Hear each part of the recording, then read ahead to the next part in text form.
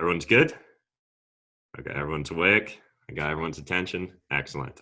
So, first things first, I want to welcome everyone to our new team, our new corporate structure.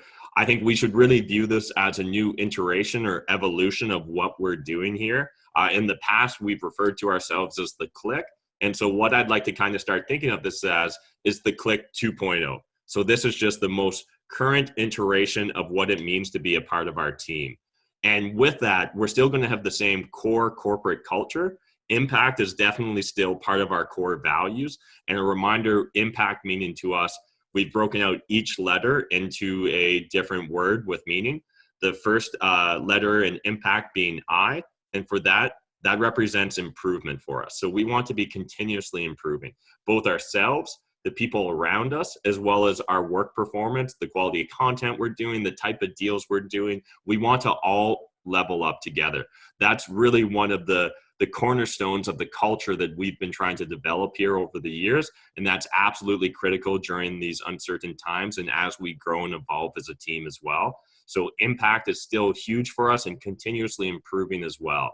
The second one is a movement. We still really are truly a movement. We're more than just a business. We're more than just another corporate entity. We are a collection of people that are working together, that are striving to make things better, to have a serious impact.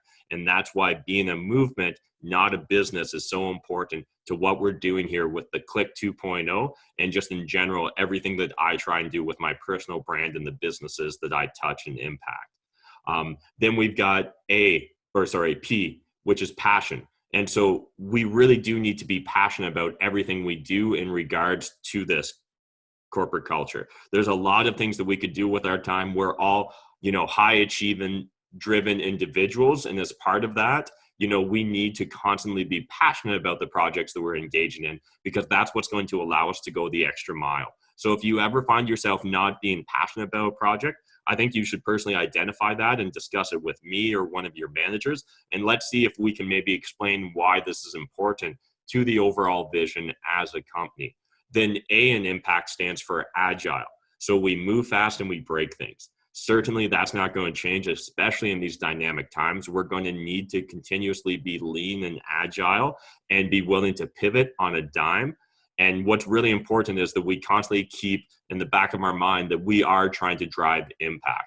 And that's going to be kind of the lens that we view what actions we should be taking and what actions we shouldn't be taking in regards to, do we create this piece of content? Do I make this offer? Do we hire this person?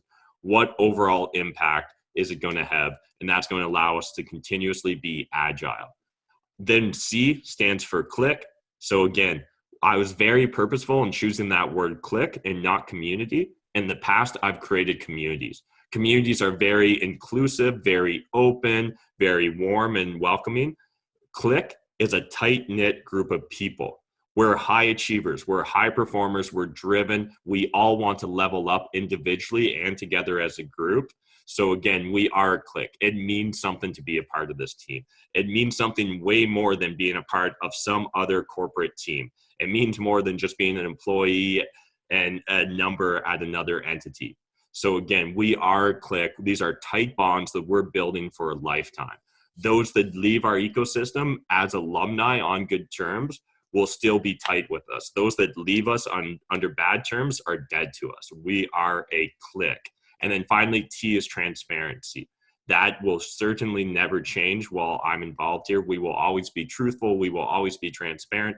And we will always strive to be the thought leaders in transparency and being truthful both with our audience, so external communications, as well as internal communication with our employees. So again, as we navigate these uncertain times financially, certainly myself and Jeff will keep you guys continuously in the loop, and we'll look at trying to get back some sort of reporting system where we show you that snapshot for this moment in time as far as where we are financially.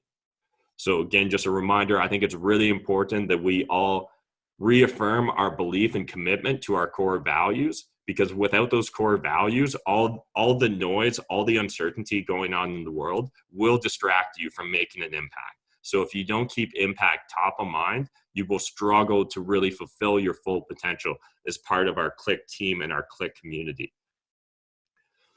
So then next thing I think I really want to reiterate, and we've talked about this before in the past, but our organization is very flat. And so when organizations talk about being flat, or I actually don't even hierarchical, usually are, I guess, the two terms that are usually referred to. As a flat organization, what that means is it's very easy for you guys to interact with your managers or myself. And we want to continue to make that a principle of this business and make sure that you guys always feel open and welcome to interact with everyone on our team. And as part of that too, because we are a flat, lean organization, if and when we continue to grow, whether it be during COVID or post-COVID, it's important to understand that how you grow with the organization is completely up to you.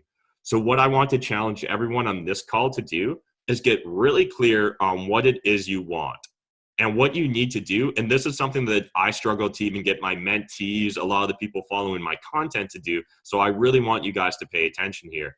And so what you need to do is get clear on what you want. And specifically in respect to impact the Click 2.0 and everything we're doing here with this organization is, what do you want out of your job, out of your position, out of your future? And understand that you truly are in control of this moment in time and this opportunity. So it's up to you to make the most of it. It's up to you to go above and beyond expectations and take ownership of projects or opportunities and then really run with that in order to really level up both yourself and our business. So if you don't get clear on what you want, you'll be stuck constantly trying to just figure out what you want or whether something's a good idea. For me, when I'm talking to my real estate investing mentees, I always talk about having that guiding North Star. And to me, what that means for a lot of real estate investors is simply, do you want to make $5,000 a month? Do you want to quit your day job? Is that kind of your guiding North Star? Once you have that guiding North Star, now we can start reverse engineering the steps necessary and the milestones and goals in order to actually hit it. But until you get clear on where you're trying to go, you're always going to struggle. And in fact, in a corporate structure like this and a corporate entity like this, if you don't know where you're headed, if you don't know what you want out of your role, position, or your future here, then you're going to end up just taking orders and you're never really going to have ownership. And this job, just like life in general, if you don't have a guiding North Star in life, life will just happen to you. And this job, this position that you currently have here will happen to you if you don't take ownership, if you don't lean into opportunities, if you don't make the most of it. And so what I also want you guys to really understand and know is that these are big opportunities and these are uncertain times. And so what that means is that both our actions or inactions have an even greater compounding effect. So something myself and Ben talk about frequently in Cashflow Tribe is the book, The Compounding Effect or The Slight Edge.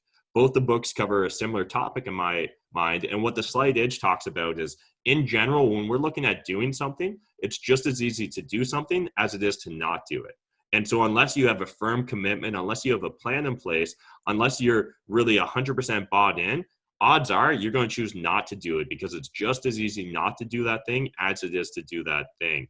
So if you don't know your future, if you don't know what you want, why would you ever put in 100%? Why would you ever go above and beyond? So it's really important that everyone get clear on what they want out of this business today, tomorrow, and the long-term future.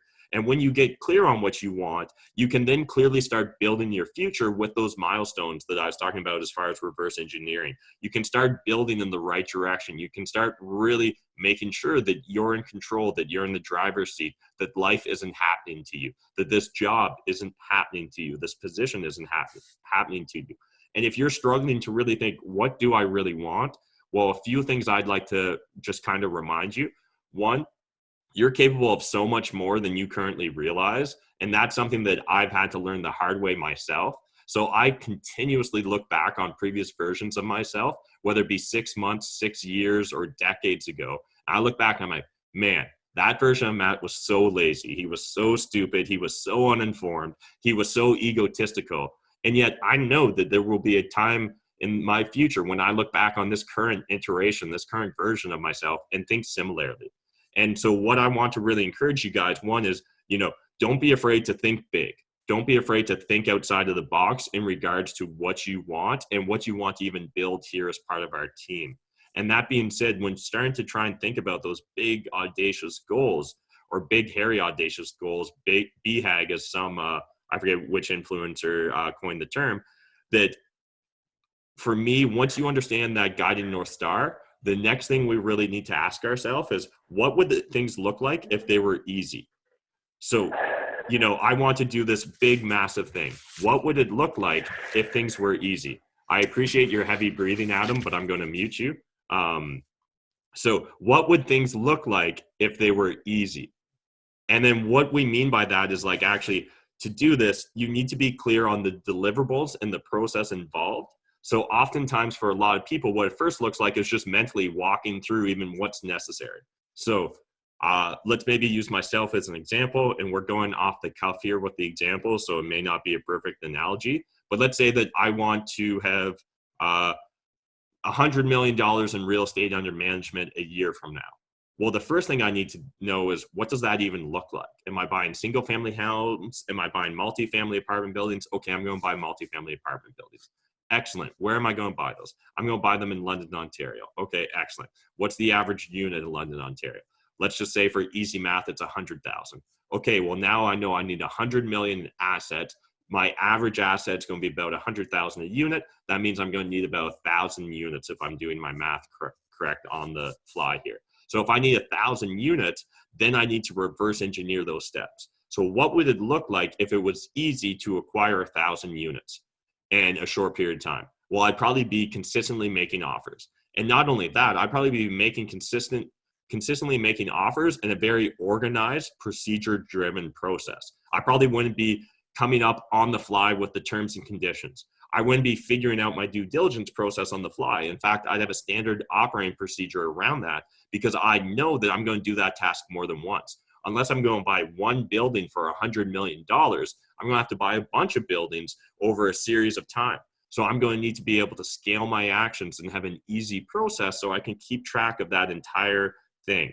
And then what we need to do is, once you understand where you're headed with your milestones and what kind of steps you need to take, the next thing we need to focus on is now slowly building out that easy process. So at the start, maybe I don't have the resources to hire an entire team. And in fact, when you guys are looking at yourselves inside this organization, let's say I go to Peter. Peter, I want to be able to release an exclusive video a day on LinkedIn. And immediately Peter might think, that sounds like a lot of work. In fact, you've just cut down my staff. And yes, both of those are true criticisms of my proposal. But how would this work if it was easy? Well, if Peter feels that he and his current staff are fully maxed out, if he feels like there's no more time available for Peter, Janelle, or Spence to work, well, then he either needs to find a way to free up some of their bandwidth or find someone to outsource it to. So then it just becomes a matter of trying to reverse engineer those steps, figure out what's the most realistic or likely, and then start trying to implement that and build that easy process around it. So what I'm trying to really get at here is, I want to give you guys a reason to take ownership and compel yourself and our business together to be continuously improving and continuously growing. And I think the only way I can do that is if you guys truly understand that we give you ownership of these opportunities. I think sometimes I know sometimes I fail to really empower the people on my team. So I just want to make sure that you guys understand that this is me empowering you. And it's really important as well to understand, it's very rare in life someone's going to give you permission to succeed. And so again, I want to give every single person on our team permission to succeed, because I think that that's outside of the corporate norm. And I think that that will create a more dynamic, effective team. But what that means is, when someone like myself even gives you the first initial permission to succeed, it still means you need to take ownership of that project. It still means that the buck needs to stop with you. And it means that you need to go continuously above and beyond. And in order to do that, I feel like you need to truly be bought into that project to really understand the big why. So again, if you don't have a big goal, it's going to be hard for you to really put in the time, put in the energy, put in the effort to understand that, yes, this grind, this moment in time is helping build towards something else. And that's been my entire journey as a real estate investor. And if I could pick on Peter for a second as an example, I think that Peter understands, if you guys know Peter well, you'll understand what his long-term vision is for himself, his brand, and his impact he wants to have on the world. I believe that Peter understands that by being a part of this team, one, he's getting to hone his skills. So every time that he's editing a video or doing social media or helping prepare content, he's not just helping prepare content for our brand, but he's learning in the process. He's learning how he's going to be more effective if and when it becomes time to really focus on his passion project. And so I think it's really important that everyone on this call understand how this job, how this position, how your long-term relationship with the Click 2.0 helps you achieve those big, hairy, audacious goals. How this is a step towards a future better you. Because again, we should be continuously improving. In my opinion, if you're not growing, you're dying. And that's as simple as that equation can get. So I really want to ask everyone on this call to be open and honest with themselves at some point this week. Am I actively growing or am I dying? If you're not continuously pushing yourself outside of your comfort zone, if you're not learning something new every week, if you're not slightly scared every week, if you're not pushing yourself outside of that comfort zone, then in my opinion, you're more likely on the side of the equation where you're dying. And that's concerning because at that point in time, what do you have to live for if you're not growing? So I really want to encourage everyone to spend some time this week and just kind of internally think about what is it I really want and how can I help build that within this ecosystem. Beyond that, it's really important that we understand that everyone on this call, in my opinion, is above average. And that's fantastic. And I only want above average players on my team. But at the same time, I get it. You're above average. When you go and you talk to your friends, like your normal people that you deal with on day-to-day, friends and family, they probably think that you're already crushing it. And you are to a degree, but at the same time, like I said, I know that you're capable of so much more. And I want so much more for you guys. And I suspect those of you on this call want so much more for yourself as well. And so in order to do that, you need to be really careful about your circle of influence. Who are you allowing impact you, right? And are they really, do they understand what your big, hairy, long-term goals are? Because if they don't, then they don't actually understand the full picture. And because they only have a snapshot of one piece of the picture, they're not going to be as supportive of you and why you're grinding, why you're committed, why you're willing to do the crazy things that we do on this team. So it's really important that you be aware if you want to continuously level up, you're going to have to continuously level up the people in your life and the people around you. You constantly need to be chasing a new Roger Bannister. If you guys aren't familiar, Roger Bannister was the first guy to run that 4-minute mile. Up until that point, everyone thought it was impossible. And in fact, we all have our own Roger Bannisters in our life. But the problem is, in my opinion, a lot of people, they pick one set and that's the only person they ever chase. And once they beat that 4-minute mile, they stop there rather than trying to shave more and more time off of it. So I really want to challenge everyone as well. Who is your Roger Bannister? Do you know who you're chasing? Do you know who you're trying to become more like? And for myself, I'll share an example. I have small Roger Bannisters in my life, so people that I think are just like a micro step or two away from me. And then I've got big Roger Bannisters in my life.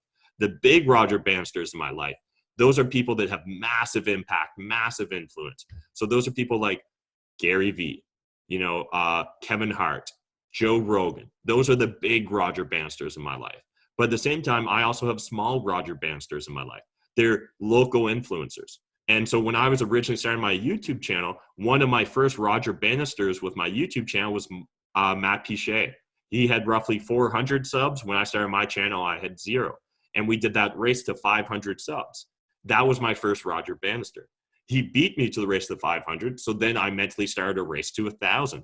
I beat him on that race to 1,000.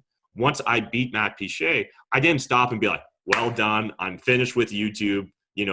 I now don't really need to try harder anymore. No, I started looking for the next one. So then I was like, Stefan Arneo's got a couple thousand. Okay, I think I can beat Stefan Arneo with subs. And for me, it's constantly pushing myself by having that Roger Bannister. Now, some of you may not be motivated in the same manner I am, but I really encourage you to consider finding your Roger Bannisters. And like there likely is more than one. So at the same time, I may pick an influencer like Gary Vee for an aspect of who he is and what he is, but there may be someone else that I want to be more like them in this aspect of life. So again, it's really important to have those points of reference to ensure that you're constantly feeling compelled to take a step outside your comfort zone, to do one more hour of work, to stay up that extra hour to study, whatever the thing is that you're currently doing, to get on the phone with that really angry seller, just to see if there's a way that you can turn around their attitude and save this deal, save this relationship. So it's really important that everyone understand that you are the average of the 5 people you spend the most time with. That's just a fact, in my opinion. Your inputs create your outputs. So what's coming into your mind? Who's influencing you? What sort of emotions? What sort of data? What sort of information? Because that's the shit that's coming out of you as well. Whether you like it or not, we're a relatively tightly coupled system that still has a lot of inputs and a lot of outputs. And so in relation to that, you need to be very cognizant and careful about who you let impact yourself. And if you're looking for better influences, I think all you need to do is look around this Zoom call. You know, there's a lot of people here that are constantly challenging themselves in different aspects of life. That are constantly compelling themselves to take one step further. And so again, let's find a better circle. Let's level up together, and let's find our Roger Bannisters so we can start chasing them. Then one last thing I want to touch upon. This is a recap from previous talks, but we are still at a state of war. So I still am a wartime CEO. We are still a wartime business. And what that means that we need to continuously be revenue oriented. What can I do today to put money in the account? If there's nothing I can do today to put money in the account, what's one thing I can do to get us one step closer? So for a wholesaler, the number one thing you can do is if you got a check, you go pick up that check at the lawyers. If you don't got a check to pick up the lawyers, well, then it's a matter of just waiting for a closing.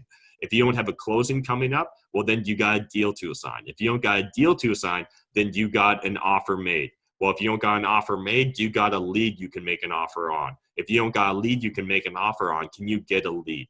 That's literally wholesaling in a microcosm to me. And that's how specific I want you guys thinking when you're going through your priority tasks. And then I really, again, want you guys to get clear on what your big guiding North Star is. So I really want to challenge everyone this week to do that. And then finally, be focused on your return on time. So we should always be focused on compressing time, doing things as effectively and efficiently as possible. One, often building systems, processes, or procedures around that will allow us to become more effective at compressing time. The second is through mentorship or those already with existing experience. And so in regards to finding those, reach out to your manager if they've got more experience than you in regards to a situation, a task, a project that you're trying to complete, because we want to compress time for you guys. That's why I think I need to step up my game with these morning team meetings and speeches, because I want to compress that time faster and faster for you. If there's something that you think you need to do, why don't you do it today? Because if not now, when? And if it's something that you can delay for a day, a week, a month, I question whether it's something you even need to do. Now, obviously, we don't live in a vacuum and things aren't that perfectly crystal clear, but that's kind of the principle we should be using when looking at the task we're undertaking. That's the sort of principle we should be using when we're just looking at trying to level up ourselves. If you find yourself doing a tedious task that you think that your time could be better spent, I want to give you permission and ownership of your current situation where you feel comfortable reaching out to your manager or to me to give us feedback. Hey, Matt, I know you've got me doing bulk editing, but I know we've got a bulk editor that will do it for $15 an hour. And in fact, I think I'm better spent talking to these sponsors and landing contracts. Okay, interesting. I'm on board. But the key is when you come across an obstacle, you need to come to us with a solution. So I don't want you just identifying the problem. I want you identifying the problem and then diving into it and trying to come up with some solutions.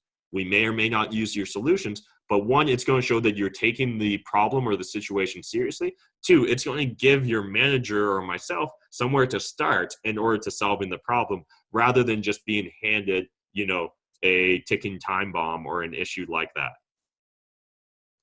So that's it for today's Monday morning little motivational speech. I really am excited to have this core team together. I think this is an opportunity for us all to level up in a much faster process than anything we've done until this point.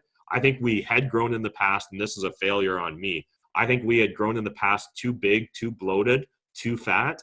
We're now a lean, mean killing machine, and it's up to all of us to make sure that we continue this strategy, that we continue to only surround ourselves with killers, that we don't take on part-timers, that we don't take on people that don't have a commitment to our long-term impact and culture here.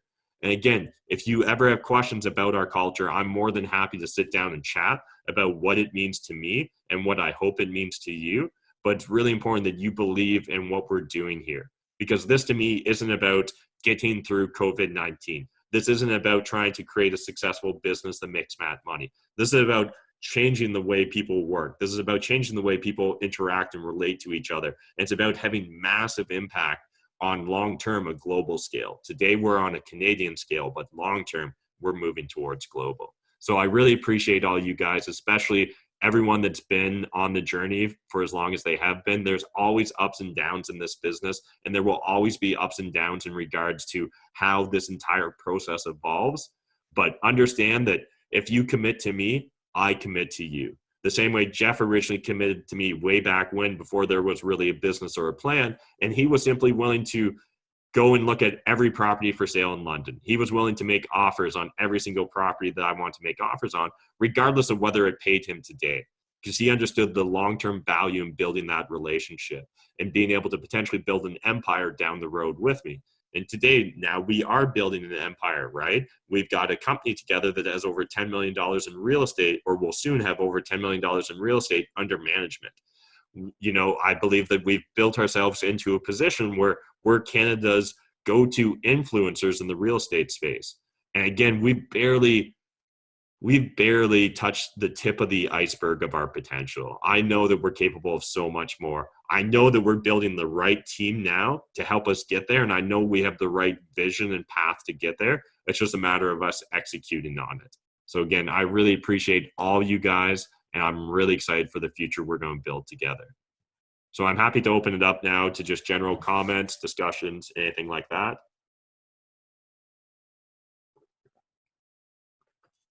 Was that a question, Mike, or just a really soft hands up? Like, okay. So yes, let's all live long and prosper together. Hey, I have some comments to like what I've been writing down about your speech. Most of it was pretty damn good, man. If this is the right time to Sure, do this. let's do it. So the part where you talked about the impact, what impact means, and then specifically when you talked about click, I don't know if anyone else got warm and fuzzy about that, but I did. And it was like, it just really shows to me that like, we're so much different than any other company. And like, it's something that I'm proud to be a part of, you know what I mean? So like, yeah, I can work at JP Morgan and that'd be cool and everything, but like, we get to do this for such a long time. And I feel like that like trophy, maybe not trophy, but like sculpture that we're creating is just going to be beautiful. You know what I mean? Mm-hmm. And then another thing I really loved is that you like, this is going to be sick for micro content. Is that, yeah, we are crushing it to most of our normal friends and influences and stuff like that. But like, we're not normal people. So like, yeah, the fact that we're doing good doesn't mean that we can't do better. And so like the way you worded it was sick. And I totally agree with that. Like everyone's always like, man, you're doing so good, blah, blah. And in my mind, I'm like, I'm a piece of shit right now. Right. Yeah, and I really want to build upon that because, like, it's true. You are crushing it, but at the same time, you're still capable of so much more, and that goes for everyone on this call. And there is a danger in someone just always telling you you're awesome. Like, Yeah. again, we do need to feel that internal drive for ourselves and know that you are capable of more. Because if you got people in your life that are constantly telling you, like, man, you're a workaholic, you put in too much time, like, you're young, you should just enjoy it. Take my words of experience coming from a 35-year-old, like there's time enough for both. Like the key is like way too often people repeat the same tasks over and over again. There's diminishing returns for almost anything we do. So going out with your buddies once a month and having drinks has a certain level of reward to it. But if you start doing that weekly, all of a sudden, like the same amount of satisfaction you get just gets chunked up between those four. It's not like you get 4 times the satisfaction from that interaction. And so that's where, to me, constantly surrounding ourselves with big thinkers, people are constantly thinking outside the box. That's what, like, that to me is the only way to truly internalize that you've given yourself permission to be crazy. Because like that's what it takes. Because no one in your life is going to be like, yes, you should get a second mortgage and go all in on real estate. No one's going to say like, yes, you should quit your job and move into that house with that guy you met over the internet. Like no one says those things. They all think you're crazy. I get it because that's the reality they live in. But that's not the reality that I suspect any of us on this call want to live in. We really do want to be outside the box. We want to be in control. And that to me is what's so powerful about this community that we've started. Yeah. And that kind of goes good to my next point is for normal people to finding the better circle. That was a huge pivot in my life, and finding the click, or back then it was called the Real Estate Rat Pack. So like my big thing was I was surrounding myself by pretty shitty people, right? And I was having a pretty shitty lifestyle and like values kind of thing. I know there was a deeper part of me that wanted more, but then there was like a pretty much just average, just a little bit better than most people because I have started something, right? And then it was like put it out into the world that I want new friends and found new friends, right? And like everyone beats this point up about your 5 most influential people or whatever, that thing. But like if there's a creative way for you, Matt, to say that without saying that cliche of a line, like that is a powerful thing. And I can jump in on that video if you want me to talk about how it's changed my life. Because yeah, and to then maybe share a bit of perspective too, because a lot of people have joined the team after Mike joined the team. I haven't even known Mike for a year. Like we haven't even known Mike for a year, right, Jeff? Like Mike hasn't lived in this house for even a year. Mike, like a year ago today, Mike had never made an offer on a piece of real estate. To the best of my knowledge, he'd never even like been through an open house or really looked at a piece of property. And now he's a person that a lot of people in Ontario, for that matter, turn to as an expert in this space. And that's all over a short period of time. Same with Adam Martin. He's been with the team for less than 3 years at this point. And again, at this point in time, I would think that a lot of people view Adam as almost synonymous with my brand and Jeff's brand and everything that we're doing here with the Click, or what used to be the Real Estate Rat Pack. And so like, think about what that means Mike or Adam has accomplished over the course of a year or in under 3 years.